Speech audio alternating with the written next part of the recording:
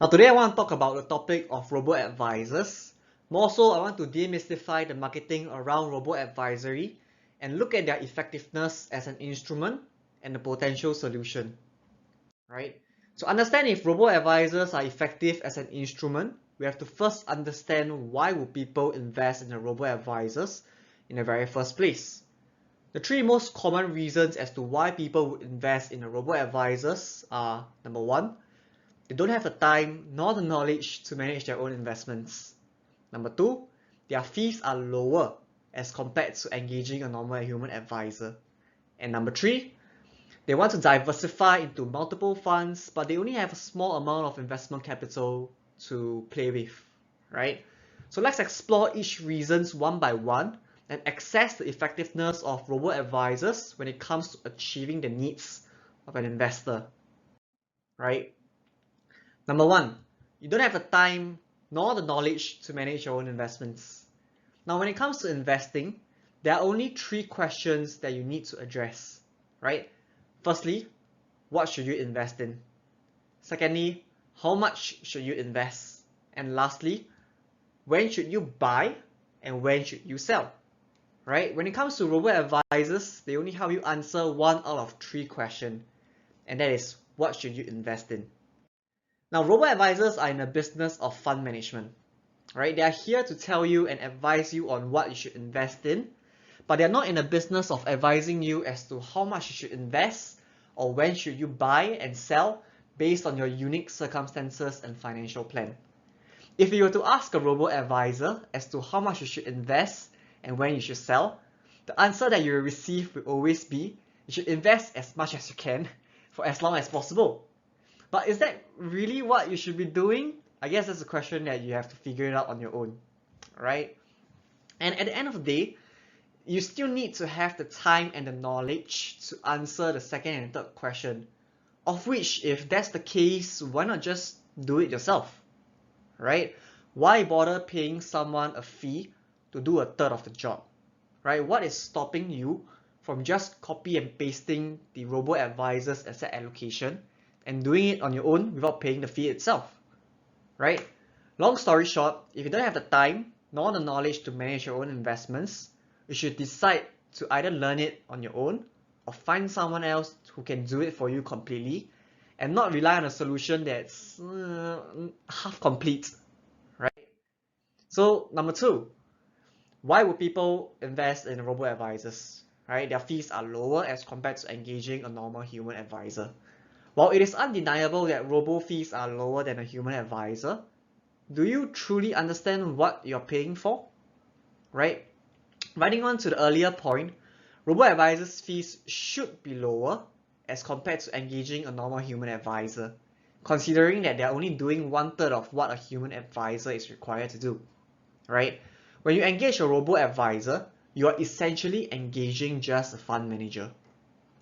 When you engage a human advisor, you are getting more than just a fund manager, right? You're getting a personal financial advisor who will tailor a plan for you and provide personal guidance to ensure that you progress in the right direction. That is what you are paying for. Now, while I can't speak for all advisors, when my clients engage me to be their financial planner, I become their gatekeeper that handles, protect, and grow their assets more than just serving the function of a fund manager, right? When they engage me to be their financial planner, they're engaging someone to look at the different areas of their financial plan and not just the execution of their investments, which is what the robo-advisors are being paid for, right? When they engage me as their financial planner, they are outsourcing a good chunk of the planning as well as the management to me so that they can free up the time to focus on more important things like their career as well as their family members, right? They can do what they enjoy doing while knowing fully that someone is taking care of their financial progression that is beyond just investments alone, right? And like I said, if your main consideration is fees, you should just do it yourself. Nothing is stopping you from just copying and pasting the robo-advisor's asset allocation and skipping the fees completely, right? So let me ask you this question again. what are you hoping for when you engage a robo-advisor? What are you paying for? And is it really that worth it, even though it is cheap, right? Take some time to digest this question, and I hope you can find your answer. Now let's move on to the last point as to why would people engage a robo-advisor, right? The third point is, of course, you want to diversify into multiple funds, but you only have a small amount of investment capital. When it comes to diversification, especially into other funds, no other fund or funds does it cheaper and better as compared to a robo-advisor, right? Unfortunately, most of the fund or funds available in the market today are just too inflexible in their asset allocation, and they just charge too much for their services, right? So in this area, I would argue that robo-advisors are the best instruments to use as compared to its fund or fund peers, as they are more flexible in helping you achieve the desired asset allocation, and the cost that they charge is just a fraction of what others are charging, right? Long story short, if we were to remove the marketing aspect of robo-advisors, you will realize that at the end of the day, they are just a fund manager, right? That's it. If you are someone who knows what you are doing and you would like to tap into a fund, you should really consider using a robo-advisor that adopts the strategy that you're looking for. However, if you are someone who does not have the knowledge nor the time to manage or learn investments on your own, robo-advisors may not be a suitable instrument as they only solve 1/3 of what an investor needs to solve, right?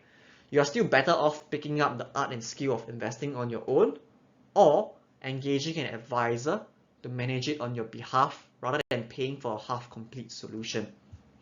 Now that's all I have for the video today. Do connect with me on the social media platforms to stay updated with future content.